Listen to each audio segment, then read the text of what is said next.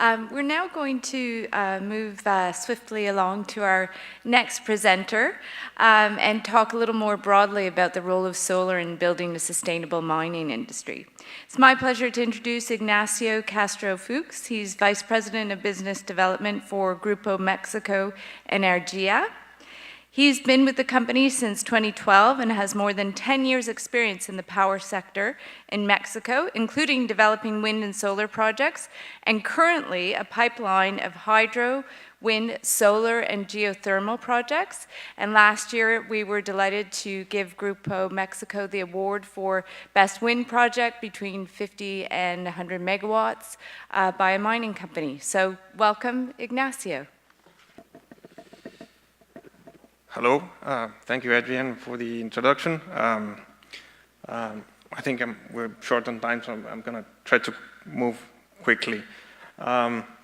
So just to explain who am I and where do I work.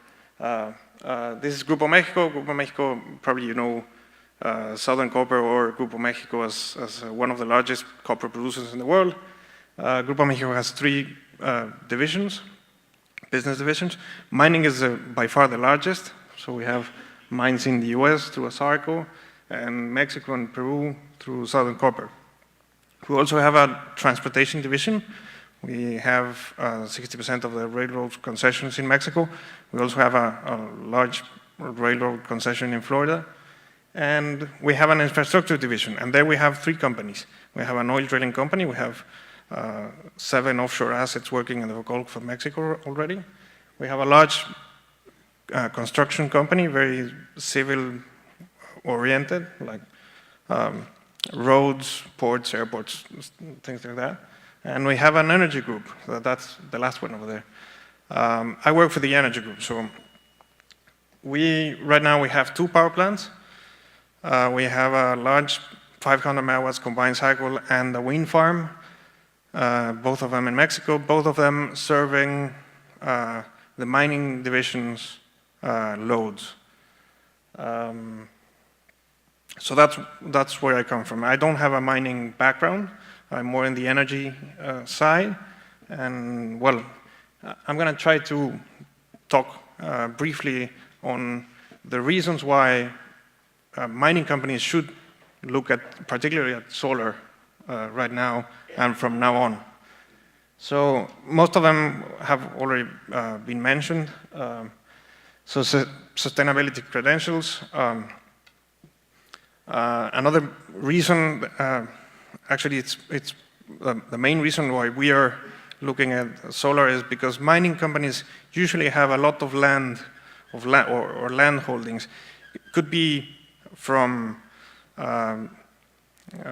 tailing dams to rock deposition, or even just only land for water rights. That's one of the cases of, it depends on the country or the regulation, but for example, in Arizona, we have several mines, and there we own, I don't know, acres and acres of land just because of the water rights. And the land is there, good for nothing, and that's where we can come. That's where we come in.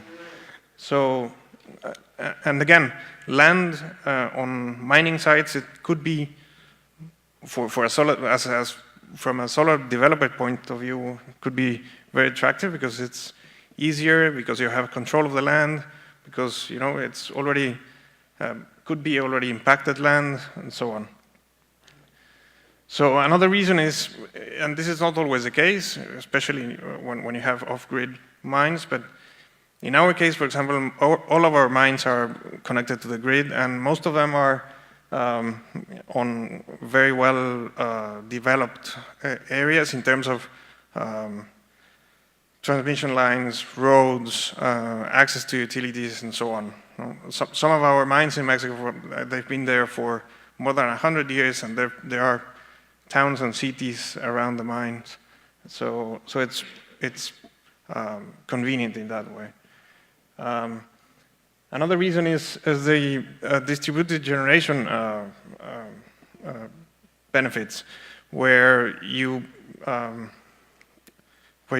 get the benefits of saving transmission losses. And paying for transmission and distribution, and so on. So those are some of the reasons we've been discussing internally to develop solar in our own mining site. Some of the benefits, most of them have already been discussed here, but the cost could be taken by a developer, not necessarily the mining companies. In that case, a land lease agreement could be a new and additional source of revenue for the mine. I mean, for example, and we are looking at our own old or after operations tailing dams. That land is good for nothing in terms of economically productiveness. So that could be an additional source of revenue that could be attractive for a mine. Costs, of course, solar is going very, very cheap, and it's going to go cheaper, and it's going to probably stay like that. There are some issues on going very large on solar, especially on a distributed generation point of view, but there is definitely a need for any mining company in the world to look at solar and try to see what can you do at this particular stage.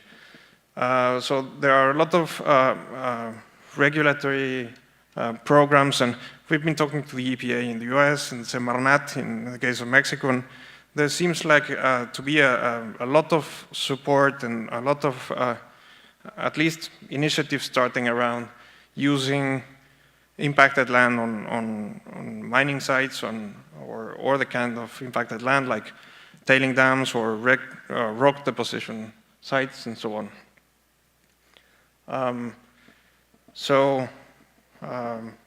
Strengthening relationships with government agencies, the good corporate citizen credentials, and I would tell you just it's a personal reflection. I work for a mining company. I say a mining company because 75% of the revenues for the group comes from the mining group, and particularly from copper.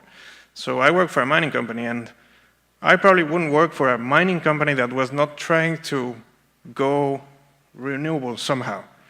Trying to attract, trying to develop, trying to consume, trying to somehow renewable energy. So just think about it as a personal reflection. So we've been, and I'm going to show you three examples of projects we're trying to develop on tailing dams on our own mines. And there's a big problem there because we have a lot of land. We can build very, very big solar power plants, solar facilities in our own land, connected, could be behind the meter, could be tied to the grid. And we're trying to work out around there. So, of course, the blue lines, it shows the hourly cost of electricity of any particular node, and then the sun hours. So if you use solar, then your levelized cost of electricity could go down. But then what do you do with the peak time? And we have cases in Mexico, for example. It depends on if you are on a regulated or unregulated market, but you can. Most of your cost will come from the peak hours, and not only that, you might get penalized by having a big spread between not consuming on daytime and consuming a lot on peak time. So it's challenging. So there's a need to somehow shift load into daytime, and we've talked about a lot of technology and systems being developed on microgrids. We just had some presentations, but we truly believe there's a lot to be done on the demand response side.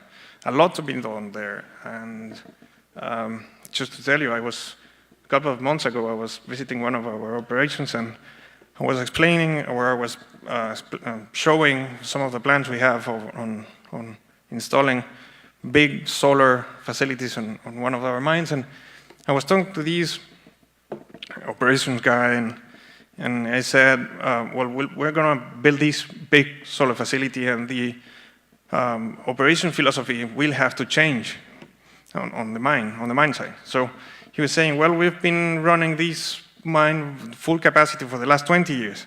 So I said, yes, and that has to change. And so that became a bit violent, and then, the discussion.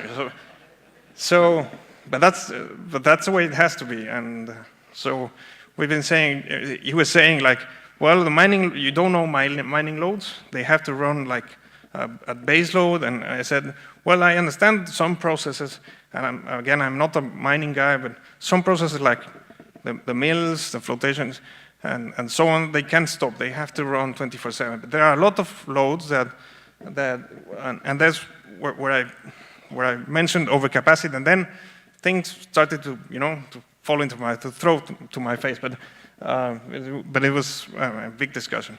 So overcapacity in for example, in pumping or conveyors or primary crushing, So that thing, and the reason is just because of cost.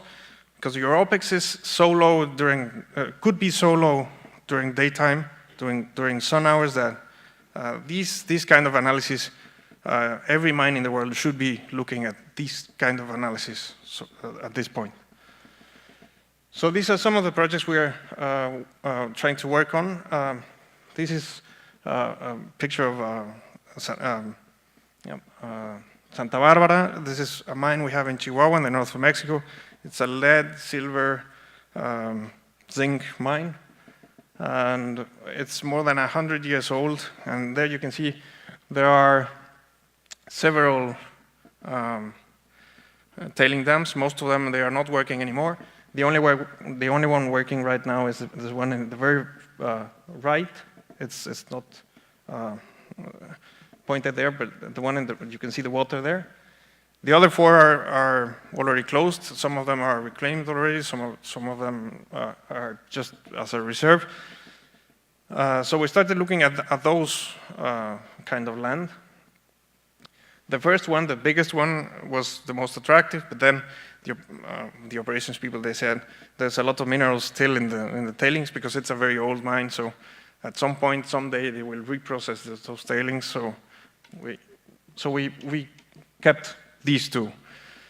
So this is a 15, 16 megawatts flat base load mine, and we're developing or trying to develop a 12 megawatt facility to get on these two together, adding up these two tailing dams. So this is just to show you we've been analyzing if a fixed installation or a single axis installation. We're going to probably go with the top one, with a single axis, because the generation profile is much easier to handle and it's better. And so we've been. Another thing I have to say is, right now there's a regulation on Mexico where we can consume, or we can develop these behind the meter and still consume power at peak time at regulated tariffs. At peak time. So it's very convenient for us at this size. If you go larger, then the utility and everyone's going to start complaining. But at this size, it looks viable. So we've been. So we think, or we hope, we'll start construction. Or we want to start construction late next year. This is another project. This is a picture of one of our mines in Arizona. It's a big mine, and you can see all of the tailing dams. Particularly that one in the bottom of the picture. It's I think it's a 400-acre piece of land. It's a 400-acre closed tailings dam, and we're projecting a 50-megawatt plant just there. And there we're trying to work out. I mean, that's a non-regulated market. There's a local utility, and we've been trying to work with them around this project, and hopefully we can find a solution or a way to develop this plant in the near future as well. This is another mine we have. This is probably a project for a longer term. This is Cananea, Buenavista del Cobre. This is our largest mine. It's I think the second or third largest copper in the world. It's in Sonora, in the north of Mexico. And just to the lake that you see on the right side, that's a tailings dam, the current tailings dam. That's an area of 1,000 hectares, more or less, that tailings dam, and it's already full. So the new one is being built, I don't know, like 40 kilometers down. We cannot see that in that picture. So we're working on trying to get into onto the reclamation plans for that tailings dam. So there there's two power plants, 200 megawatt power plants drawn in there. The top one is actually over the tailings dam, and hopefully we will be able to move forward with these projects. I don't know, in the next few years. So this is what we're doing. This is actually the Santa Barbara project I was first talking about. This is not this is a render. This is not an actual picture, but this is the idea. This is what we're trying to do using already impacted land. Yeah, that's it.